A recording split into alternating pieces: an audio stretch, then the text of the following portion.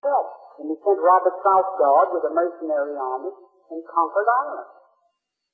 So, show me one time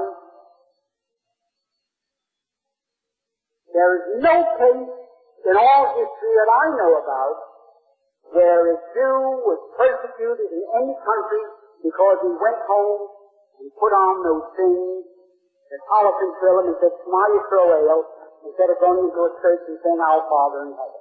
Not one. It's always their impact on the political, social, or economic customs and traditions of the community in which they settle. Now, somebody back there wants to know. Yes, sir. Well, they say most of those things themselves. It was unnecessary for Benjamin Franklin to say it. Most of those things they say themselves. But now let me tell you, Benjamin Franklin observed and by hearsay understood what was happening in Europe when Russia in 920 was formed and gradually surrounded the Khazar kingdom and then assaulted them.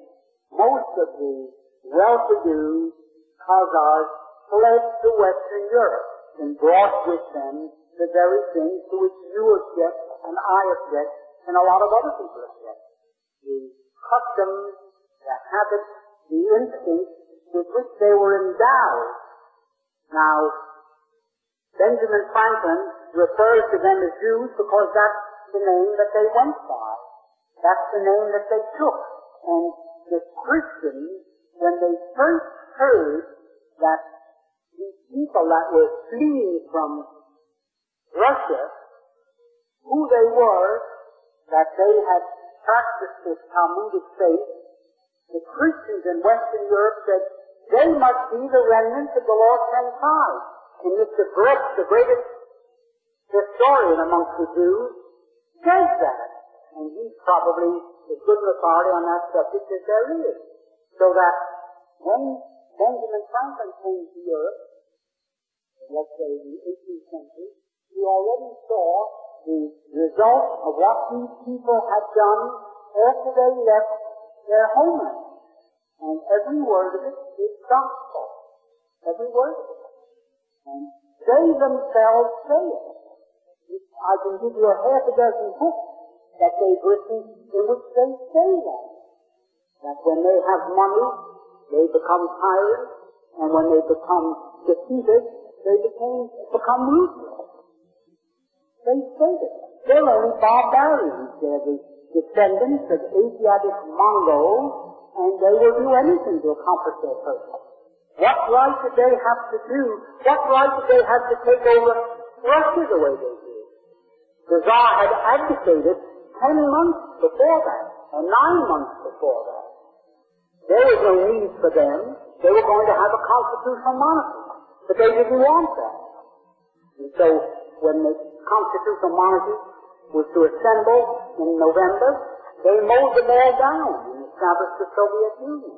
There was no need for that, but they saw now is the time. And if you were looking in the Encyclopedia Britannica under the word Bolshevism, you will find the 5 laws there that Lenin put down for a successful revolution. And one of them is, wait for the right time, and then give them everything you've got. It will tell you to read that. You'll also find that Mr. Harold Lasky, who wrote the article for this Encyclopedia Britannica, states that the Jews conceived and created and cultivated the communist movement, and that their energy made them the spearhead of the movement. Harold Lasky wrote it, and no one knew more about communism than he. And the Encyclopedia Britannica for 25 years has been printing it. What more do you want? Anybody else? Well, I can't advocate that you do anything that's criminal or that might get the boys into trouble, but I can tell you this, that you can start what I call an endless thing. The You can get your friends to write. Definitely.